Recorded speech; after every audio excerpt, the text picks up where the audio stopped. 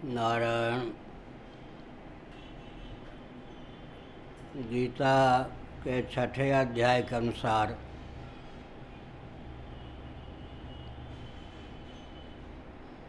भगवत प्राप्ति के लिए ही जिनका जन्म होता है वे प्रवृत्ति मार्ग पर नहीं चल पाते हैं।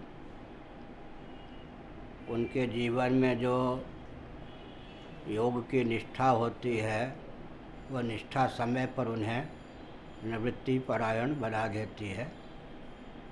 बस इस सिद्धांत के अनुसार ही जब मैं पढ़ने पर था तब मुझे पता हो गया था मुझे प्रवृत्ति मार्ग का अनुगमन नहीं करना है, मैं तो निवृत्ति मार्ग का ही पथिक हूँ।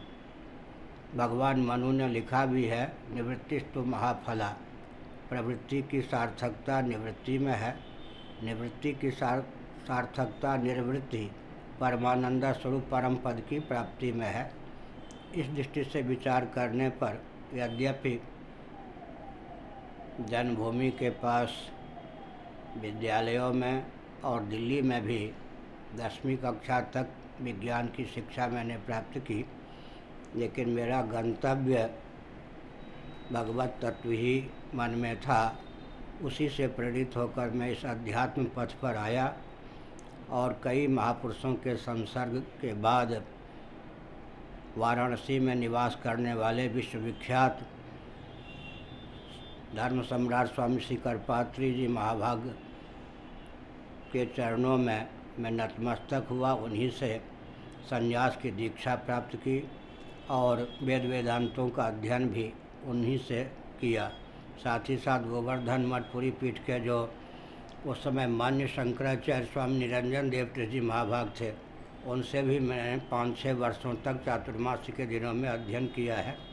इसी प्रकार पूज्य स्वामी अखंडानंद सरस्वती जी महाभाग के आश्रम में वृंदावन में निवास करके मैंने उनसे भी श्रीमद् भागवत इत्यादि का बहुत कुछ ज्ञान प्राप्त किया है। भारत के जो विश्व स्तर के संत महात्मा और विद्वान हुए हैं उनके संपर्क में रहकर मैंने वैदिक वाग्मय का अध्ययन करने का प्रयास किया है। साथ ही साथ गणित आदि को लेकर जो मेरे जीवन में वैदिक विज्ञान प्रतिष्ठित है उसमें भगवान सूर्य का बहुत बड़ा हाथ है। उनकी अनुकंपा से मुझे वैदिक विज्ञान की प्राप्ति हुई। आपको यह पता होगा ही कि श्री गोवर्धन मठ पुरी पीठ के 143वें जगतगुरु शंकराचार्य स्वनामधन्य श्री भारती कृष्ण जी महाभाग विश्वविख्यात वैदिक मैथमेटिक्स के विद्वान थे। उनका जो वैदिक मैथमेटिक्स नामक ग्रंथ है पूरे विश्व में चर्चित है। भगवत कृपा से, भगवान सूर्य की कृपा से मुझे वह ज्ञान पुरी में प्राप्त हुआ, जिसके प्रभाव से 10 ग्रंथ अब तक गणित पर लिख चुका हूँ। 2 ग्रंथ कंप्यूटर में है, 0 और 1 पर ही मेरे अधिकांश ग्रंथ हैं। और मैं समझता हूँ कि निमित्त तो उस ग्रंथ के लिखने में मैं ही माना जाता हूँ, लेकिन भगवान की अनुकंपा ही है। 5-7 हज़ार वर्षों से गणित का जो दिव्य विज्ञान, दार्शनिक स्रोत, मौलिक स्वरूप और सैद्धांतिक स्वरूप विलुप्त था, वह उन ग्रंथों के माध्यम से अभिव्यक्त हुआ है। साथ ही साथ हमारे पूज्य गुरुदेव स्वामी श्री करपात्री जी महाभाग ने वेद वेदांतों का अध्ययन कराते समय इसी काशी में कहा था कि आगे नास्तिकता का तांडव नृत्य होने वाला है। इसलिए श्रुति, युक्ति और अनुभूति तीनों दृष्टियों से जो बिल्कुल अकट सिद्धांत हो उस पर प्रकाश डालना तो विश्व प्रभावित हो सकता है। इस रॉकेट, कंप्यूटर, मोबाइल, एटम के युग में भी मैं उनके बताए हुए सूत्र के आधार पर उस ढंग से प्रवचन करता हूँ। लेखन भी मेरा प्रसिद्ध ही है। अब तक लगभग 140 ग्रंथों को लिख चुका हूँ। उसमें 120 या 25 प्रकाशित हैं, बाकी कंप्यूटर में अधूरे हैं। दर्शन, विज्ञान और व्यवहार, इन तीनों में सामंजस्य साध करके मैं बोलता भी हूँ, लिखता भी हूँ। और एक विचित्र बात है कि मेरी यह दृढ़ धारणा है और वेदादि शास्त्रों के सर्वथा अनुकूल ही है, इस रॉकेट, कंप्यूटर, एटम, मोबाइल के युग में भी सनातन वैदिक आर्य सिद्धांत, जो कि दार्शनिक, वैज्ञानिक और व्यावहारिक तीनों धरातल पर सर्वोत्कृष्ट है, जिसकी उपेक्षा करके लौकिक पारलौकिक उत्कर्ष तो संभव है ही नहीं, मोक्ष की प्राप्ति सर्वथा असंभव है। इस दृष्टि से मैं जो कुछ लिखता हूँ, दर्शन भी विषय है, समाजशास्त्र भी विषय है, विकास और विमर्श भी ग्रंथ का विषय है, अर्थशास्त्र भी है। इसी प्रकार से आयुर्वेद इत्यादि विविध विषयों पर मेरे ग्रंथ हैं। और अभी लगता है कि जीवन शेष है, शरीर स्वस्थ है, तो लगभग 10,000 पृष्ठों की सामग्री मस्तिष्क में और है। गणित को लेकर ही दुर्लभ विज्ञान में ऐसा लगता है कि 2,000 पृष्ठों के अवश्य मस्तिष्क में है। मैंने संक्षेप में आपके प्रश्न का उत्तर दिया।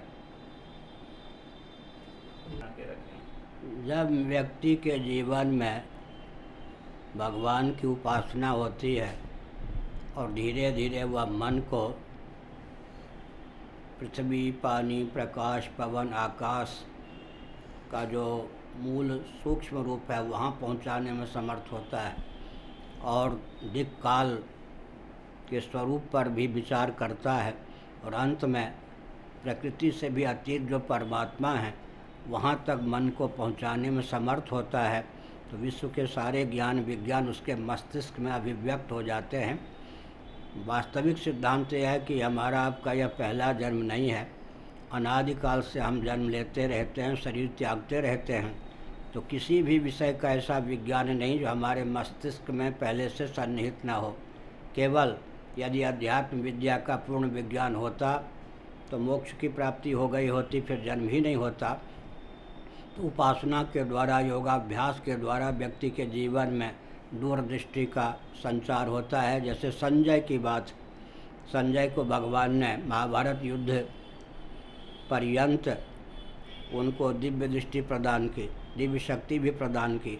इसी प्रकार भगवान वेदव्यास इत्यादि मेधा शक्ति की प्रगल्भता से पृथ्वी, पानी, प्रकाश, पवन, आकाश की धारणा के बल पर दिव्य शक्तियों से संपन्न थे। देवर्षि नारद को ले लीजिए, आज अगर हेलीकॉप्टर की तो गति नहीं है, रॉकेट के माध्यम से भी कोई लोकांतरों की यात्रा करना चाहे उतना शीघ्र नहीं कर सकता। देवर्षि नारद संकल्प मात्र से वैकुंठ से लेकर मर्त्यलोक में 2 क्षण में आ जा सकते हैं। तो हमारे यहाँ जीवन में चमत्कृति लाने का प्रयास होता था और महायंत्रों के माध्यम से जो कार्य होते हैं उसमें ऊर्जा के स्रोत पृथ्वी, पानी, प्रकाश, पवन अवश्य विकृत और क्षुब्ध होते हैं और अंत में समष्टि संक्रामक रोग के कारण, सन्निपात रोग के कारण सबके जीवन के लिए महायंत्र घातक सिद्ध होता है। ऐसी स्थिति में दाल में नमक के समान विश्वकर्मा हों, नलनील आदि हों, पुराने जो हमारे वैज्ञानिक और इंजीनियर थे जिन्होंने पुष्पक यान की रचना की और वज्र की रचना की, सेतु की रचना की, वो चमत्कारपूर्ण कार्य भी दिखाते थे और बहुत से भवन भी बनाते थे। लेकिन महायंत्रों का प्रचुर आविष्कार और प्रयोग न हो इसके लिए सावधान रहा जाता था, क्योंकि इसके साथ जो हर प्रकार की विसंगतियां हैं मानव जीवन के लिए ही नहीं समग्र प्राणियों के लिए घातक हैं। अतः मेधा शक्ति की प्रखरता के बल पर हमारे ऋषि सब काम कर लेते थे, आराधना के बल पर कर लेते थे और जीवन में स्वस्थ रहने के लिए और स्वावलंबी रहने के लिए जितने श्रम की अपेक्षा थी उतना श्रम उनके जीवन में बना रहता था। श्रम शक्ति और ज्ञान शक्ति या मेधा शक्ति, आजकल कहते हैं बुद्धिजीवी और श्रमजीवी, वो कोई विभाजक रेखा नहीं थी। जैसे प्रधानता तो थी, विभाजक रेखा नहीं थी। हमारे आपके जीवन में कर्मेंद्रियां भी हैं, ज्ञानेंद्रियां भी हैं, प्राण भी है, अंतःकरण भी है। अंतःकरण और ज्ञानेंद्रियों को ले लें तो ज्ञान शक्ति है और प्राणों को ले लें, कर्मेंद्रियों को ले लें तो श्रम शक्ति है। जीवन पूरा चलता है श्रम शक्ति और ज्ञान शक्ति में सामंजस्य साध करके। तो जीवन की संरचना जिस विधा से है उस विधा से अगर हम कार्य करें तो महायंत्रों की दास्ता के बिना ही बहुत से कार्य संपन्न हो सकते हैं। उदाहरण के लिए बहुत से ऐसे यंत्र हैं जिनके माध्यम से रोगी के रोग का पता चलता है, लेकिन हमारे महानुभाव पृथ्वी, पानी, प्रकाश, पवन, आकाश की गति को देख करके जीवन जो हमारा बना है पंचभूतों का संघात है, तो नाड़ी विज्ञान के बल पर 2-3 क्षणों में रोग का पता लगा लेते थे। और दवा की ऐसी विशेषता थी क्योंकि वो पंचभूतों के विज्ञान के आधार पर बनाई जाती थी कि एक दवा कई रोगों के मूल को ही नष्ट कर देती थी, आगे किसी रोग को उत्पन्न होने ही नहीं देती थी। इसका मतलब है समस्या हो तब तो समाधान की अभिव्यक्ति हो।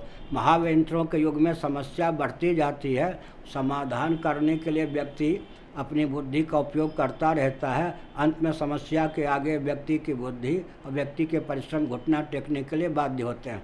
इन सब दृष्टियों से विचार करके विकास का मापदंड यह है कि मानव जीवन की जो अपूर्वता है, धर्म अर्थ का मोक्ष प्राप्त करना, उस पर पानी न फिरे, ऊर्जा के स्रोत पृथ्वी पानी प्रकाश पवन में क्षोभ या विकृति न आवे, और प्रशस्त मान बिंदु जो गंगा गाय इत्यादि हैं उनका जीवन के साथ खिलवाड़ न हो, उनका विलोप न हो, हमारे मान बिंदु सुरक्षित रहें। पहली बात यह है पृथ्वी पानी प्रकाश पवन ऊर्जा के स्रोत विकृत दूषित कुपित न हो, और विसंगतियां जीवन में इतनी न छा जाए कि ये एक प्रकार से विचार करें तो आर्थिक विपन्नता और आर्थिक अनावश्यक विषमता का ग्रास मनुष्य बन जाए, और ऐसी जीवन में उत्तेजना उत्पन्न न हो कि एक जीव दूसरों के लिए अपने के लिए विशेषकर मनुष्य घातक भस्मासुर बन जाए। आज थोड़ा विचार करें तो ये जितने स्थावर प्राणी हैं, तरलता गुल्म इत्यादि, इनके लिए मनुष्यों के द्वारा विकसित महायंत्र घातक सिद्ध हो गए या नहीं।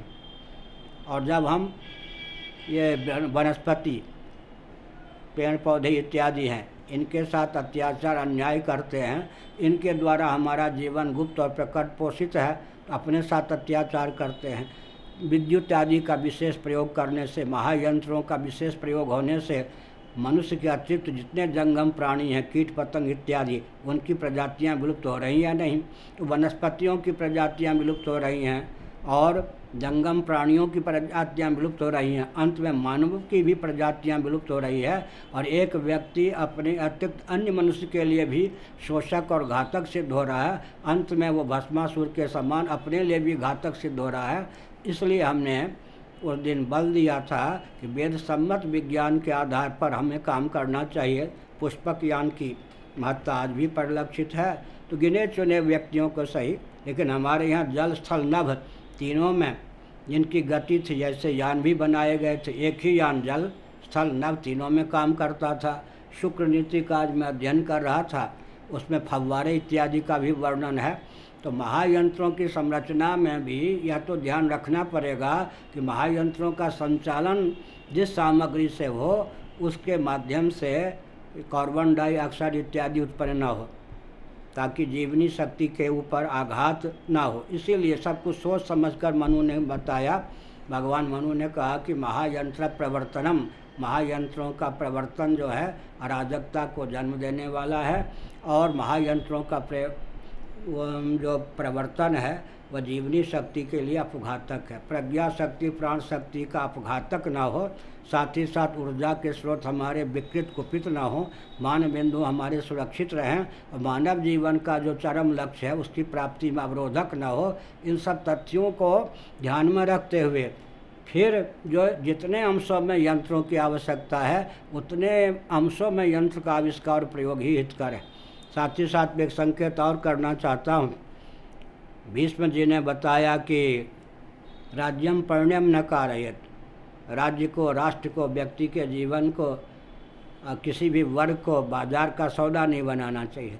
आज पूरा विश्व, हर व्यक्ति, हर तंत्र, हर वर्ग, हर देश अपने को बाजार का सौदा बनाने लगा है। इन सब दृष्टियों से यही सिद्ध होता है कि हमारे ऋषियों ने जो मार्ग दिखाया उसी से हमको कल शांति मिल सकती है, अंत में सुख मिल सकता है। क्योंकि गीता में कहा शांता से कुता सुखम, शांति मिलेगी तो सुख भी मिलेगा।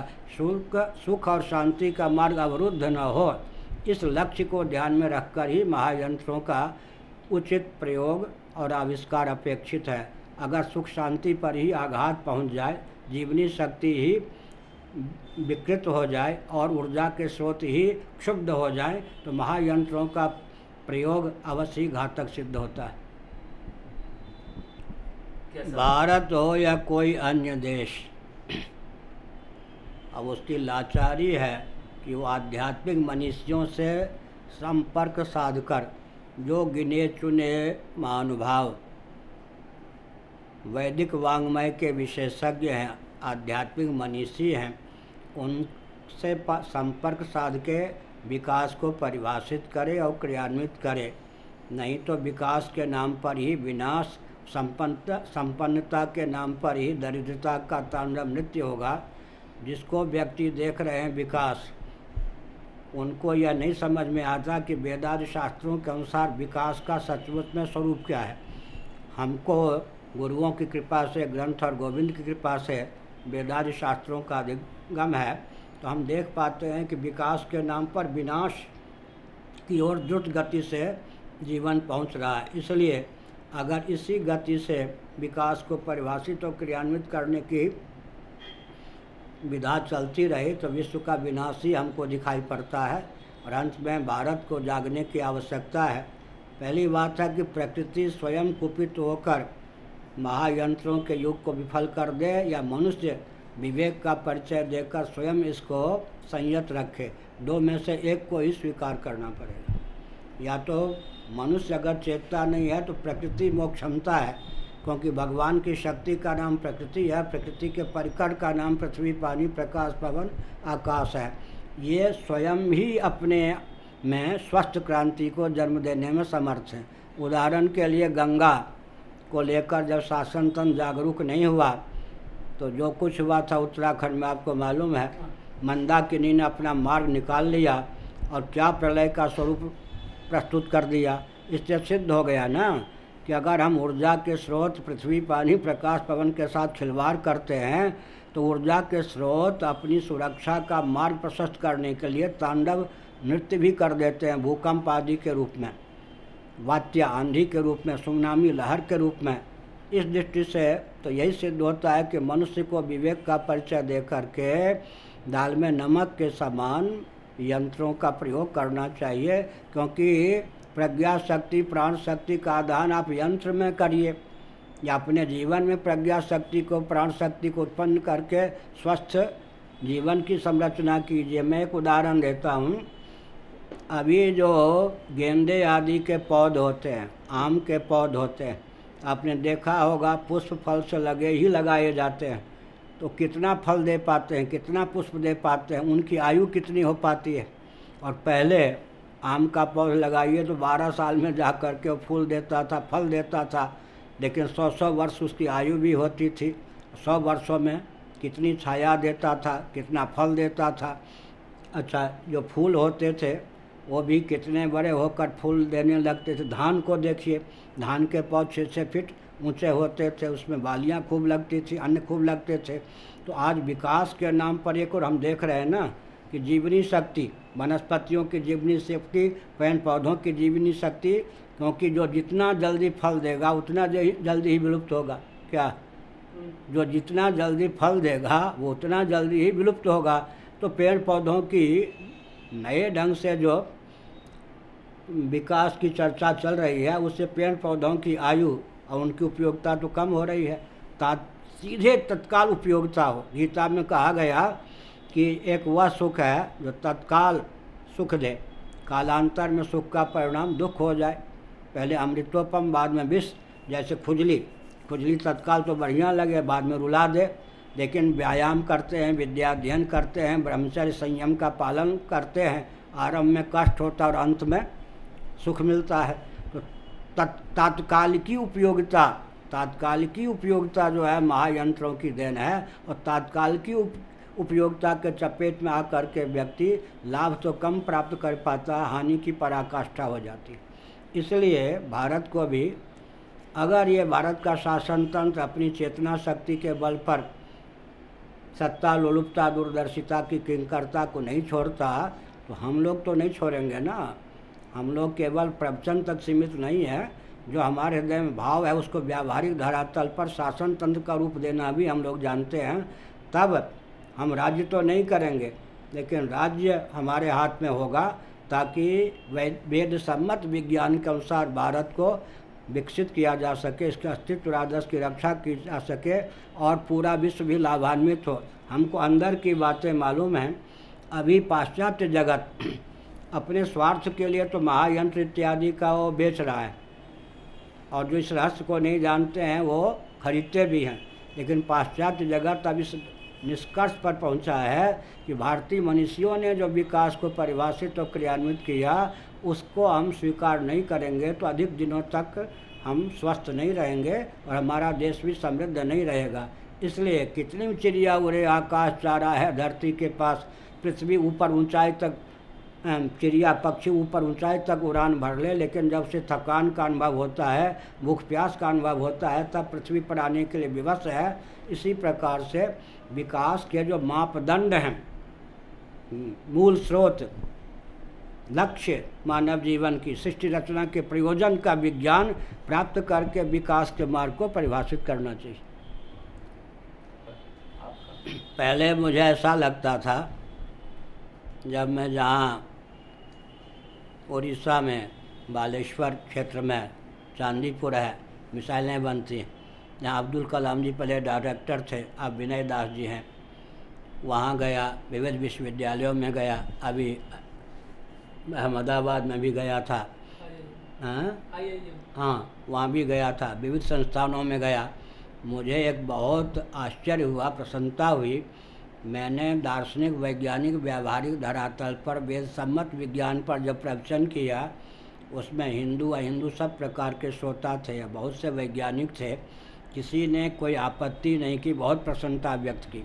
इससे मैं इसी निष्कर्ष पर पहुंचा हूं कि दार्शनिक, वैज्ञानिक और व्यावहारिक धरातल पर अगर सनातन सिद्धांत को प्रचार तंत्र के माध्यम से विश्व स्तर पर पहुंचाया जाए तो पूरा विश्व हमारा अनुगमन करने के लिए बाध्य है।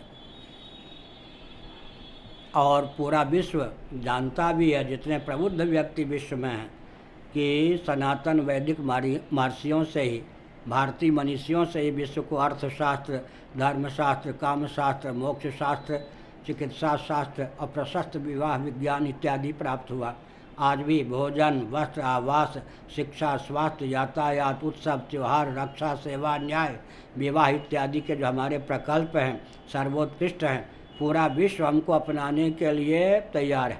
गिने चुने जो अराजक तत्व हैं, जो हमारे महत्व को जानकर हमारे अस्तित्व और आदर्श को विलुप्त करना चाहते हैं, उनकी बात छोड़ दीजिए, लेकिन पूरा विश्व हमको अपनाने के लिए तैयार है। यदि भारत का केंद्रीय और प्रांतीय शासन तंत्र हमारे दर्शन के और शास्त्र के और मनुष्यों के महत्व को समझता है तो हम जल्दी सफल हो सकते हैं, अन्यथा कुछ समय लग सकता है। केवल मैं एक संकेत करता हूँ, 192 सूत्र मान लीजिए योग दर्शन में, छोटे छोटे वाक्य हैं। आजकल जो देश विदेश में ये 50 वर्षों की अवधि में विख्यात योगी हुए हैं, 2-4 सूत्र के आधार पर ही वो प्रशस्त हो गए। अब कहीं 192 सूत्रों का कोई विशेषज्ञ योगी निकले और वो प्रचार भी करे तो कितनी चमत्कृति उसके जीवन में होगी, कितना व्यक्ति प्रभावित होंगे। 1-2 सूत्र के आधार पर ही जो विश्व स्तर का व्यक्ति योगी बन जाता है। प्रधानमंत्री और विदेशी राष्ट्राध्यक्ष भी हमारे योग पर लट्टू हैं, जबकि मैं अच्छी प्रकार जानता हूँ कि 192 सूत्रों में 2-3 सूत्र के आधार पर ही वो विश्वविख्यात योगी बन जाते हैं। तो मैंने एक संकेत किया कि हमारे यहाँ तो विशाल ग्रंथ के एक एक पंक्ति को लेकर विश्व में कायाकल्प हो सकता है। जैसे अभी हमने कहा, राज्यम पर्ण्यम न कारयत, व्यक्ति के जीवन का, वर्ग के जीवन का, तंत्र के जीवन का, राष्ट्र का, राज्य का विकास उस ढंग से करो कि बाजार का सौदा मत बनने दो। या महायंत्र प्रवर्तनम, छोटे छोटे सूत्र जो हमारे हैं वो भी पूरे विश्व को चमत्कृत कर सकते हैं। इसलिए जितने विद्यार्थी हैं उन सबको हम कहना चाहते हैं कि जीवन की सार्थकता के लिए इस बात पर ध्यान दें कि प्रवृत्ति के गर्भ से प्रवृत्ति न निकले। उस गति की सार्थकता नहीं होती जिस गति की गति गंतव्य तक नहीं होती। गति की सार्थकता तब मानी जाती है जब गति की गति गंतव्य तक हो, नहीं तो गति की दुर्गति मानी जाती है। मैं प्रश्न करके स्वयं उत्तर देना चाहता हूँ।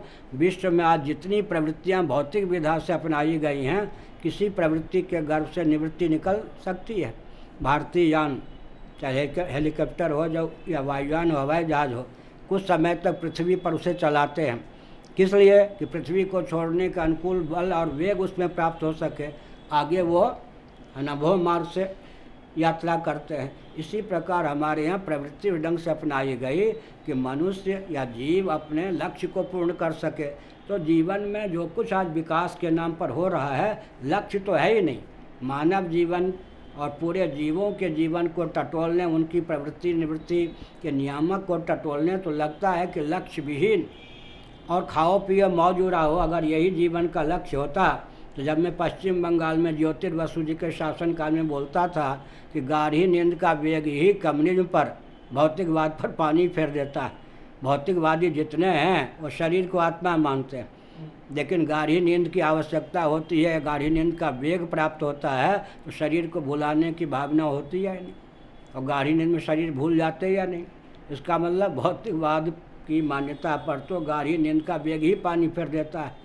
अनुकूल विषय का अनुकूल इंद्रिय से संगम होने पर जो आह्लाद प्राप्त होता है उसे विषयजन्य आनंद कहते हैं। भौतिकवादी विषयजन्य आनंद के ही रसिक, पक्षधर, यासिक होते हैं, लेकिन जब गाढ़ी नींद का वेग आता है तब उस आनंद को भी भुलाकर सोने की भावना होती है। तो वह विज्ञान सुषुप्ति का वेग ही जिस पर पानी फेर दे, उसको लेकर कितने समय तक हम नाचते रहेंगे।